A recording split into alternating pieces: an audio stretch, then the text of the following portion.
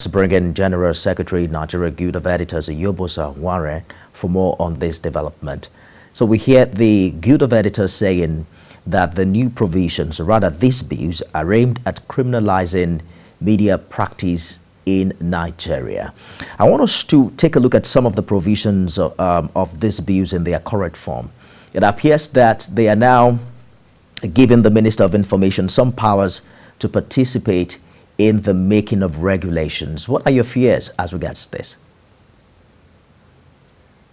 Thank you very much. The statement that we issued yesterday, the Nigerian Guild of Editors is not opposed to regulatory body, but we believe that the regulatory body must be promoted by the stakeholders in the media industry, just like we have in other civilized democracies around the world. But this kind of regulatory councils that the federal government is trying to give us is a kind of regulatory body that will criminalize journalism practice in Nigeria. And we believe it is not healthy for our democracy. Now, let me just give you a little background to this Nigeria Press Council. You remember the Nigeria Press Council was created in 1992 by the then military dictator headed by General Ibrahim Babangida. The whole idea was to control the media. And of course, the stakeholders in the media industry, championed by the Newspaper Proprietors Association of Nigeria, the Nigerian Guild of Editors, and the NUG, Nigerian Union of Journalists, were not comfortable with that decree. And on the basis of that, they went to court to challenge it. And we have been in court since 1999.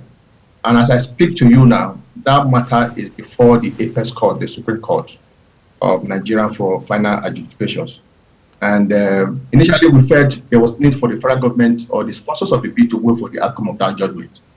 But it appears they have a different agenda and they insist on going on with the amendment. Now, let me give you a little obnoxious session for provisions in that decree that we're not going, and in that proposed amendment bill that we're not going to go. For example, in the initial Nigeria Press Council that was set up, the board comprising some stakeholders in the media were charged with the responsibility of managing the council.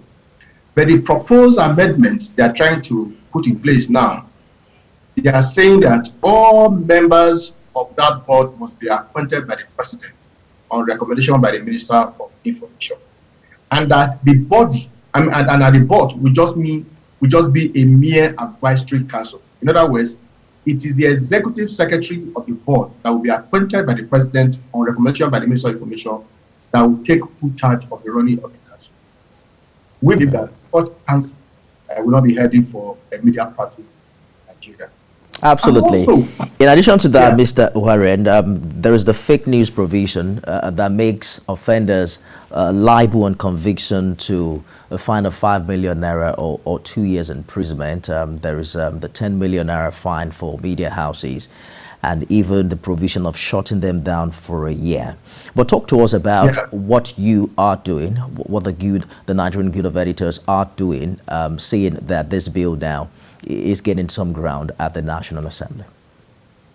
Yeah, absolutely. That is what we're talking about. For example, they also suggesting that in that amendment B, that the press council, with the approval of the Minister of Information and Culture, will set up a code of conduct for journalism practice, and that anybody who breached that code will be liable to some years of imprisonment or a fine of running to millions of naira.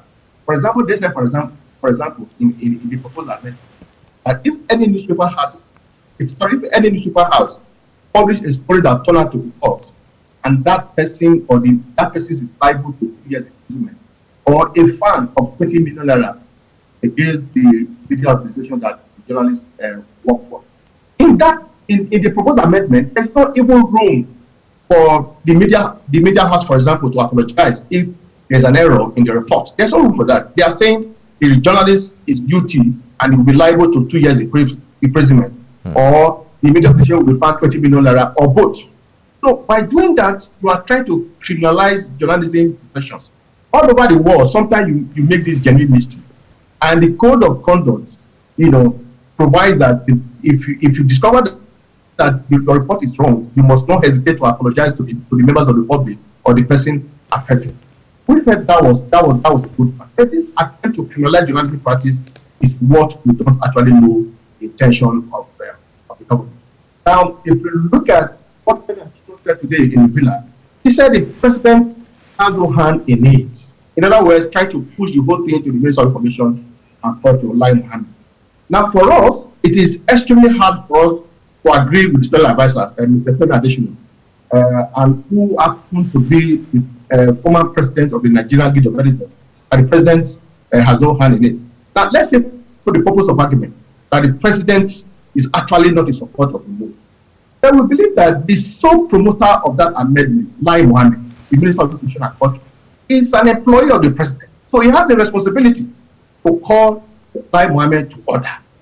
Because we insist that the current attempt to criminalize journalism practice in Nigeria will have a terrible, huge consequences on our democracy.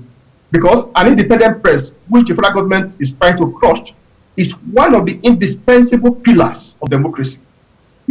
The media is referred to as the first estate of the realm because it also supports to balance powers in government. Without vibrant and independent press, the whole idea of democracy system of government begin to deteriorate, and after a short while, and we believe that we don't need that, and we believe that the media is the oxygen of democracy. Absolutely. And we need to protect that institutions for us to be able to have a vibrant democracies in our country. Be sure that we'll stay on this development and indeed continue this conversation. But Mr. Iyobosa, we have to go now. General Secretary, Nigerian Guild of Editors, Iyobosa Uwugiaren, thank you so much for talking to us on TVC News at 7. Thank you very much.